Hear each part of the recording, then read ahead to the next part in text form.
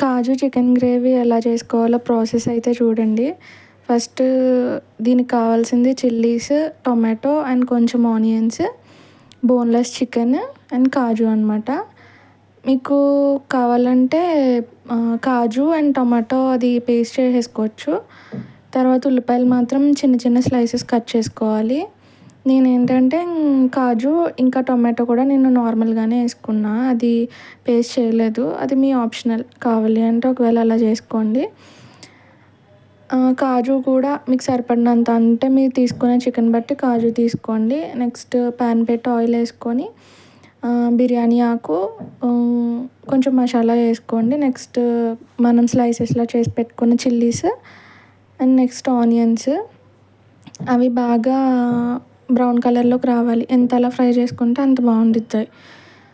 So కొంచెం salt వేసుకొని మూత పెట్టేసుకోండి. అవి మగ్గిన తర్వాత నెక్స్ట్ మనం కట్ చేసి పెట్టుకున్న టొమాటో ఉంది కదా, ఆ టొమాటోని కూడా యాడ్ చేసేసుకొని నెక్స్ట్ మళ్ళీ క్లోజ్ చేసేయండి.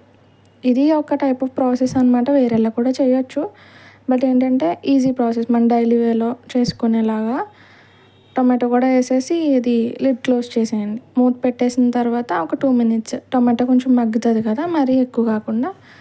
మనం తీసుకున్న బోన్లెస్ చికెన్ ఉంది కదా, అది వేసుకొని మిక్స్ చేసి కొంచెం వాటర్ రిలీజ్ అయ్యేదాకా మళ్ళీ మూత పెట్టేసుకోండి. పెట్టిన తర్వాత అది ఒక 5 minutesకి మగ్గుతుంది కదా, తీసిన తర్వాత ఇంకేముంటాయి, చిల్లీ పౌడరు, పసుపు, కొంచెం ధనియాల పౌడరు, ఇంకా ఇది చికెన్ మసాలా ఉండిద్ది కదా, అది వేసుకొని మొత్తం కలిపేసుకొని, మరీ ఓవర్ మసాలా కాకుండా సరిపడగా వేసుకోండి. ధనియాల పౌడర్ వేసుకుంటే బాగుండిద్ది. వేసుకున్న తర్వాత కాజు కూడా, మనం ఫస్ట్ తీసి పెట్టుకున్న కాజు ఉంది కదా, ఆ కాజు కూడా యాడ్ చేసేసుకోండి. ఒకవేళ మీరు పేస్ట్ చేసేసుకుంటే ఆనియన్స్ మగ్గిన తర్వాత టొమాటో అండ్ కాజు పేస్ట్ యాడ్ చేసుకోవాలి. నేను నార్మల్గా పెట్టాను కాబట్టి ఇప్పుడు యాడ్ చేసుకుంటున్నా. అది అయిన తర్వాత కొన్ని వాటర్ వేసేసుకొని, అంటే కర్రీకి ఎప్పుడు సరిపడా వాటర్ వేసుకొని మూత పెట్టేసుకోండి. మూత పెట్టేసుకొని ఒక 5 minutes మగ్గించుకున్న తర్వాత మీకు కాజు చికెన్ గ్రేవీ అయితే రెడీ అయిపోతుంది. గ్రేవీ వద్దు అంటే కనుక వాటర్ యాడ్ చేసుకోకుండా నార్మల్ డీప్ ఫ్రైలా కూడా ఉంచేసుకోవచ్చు.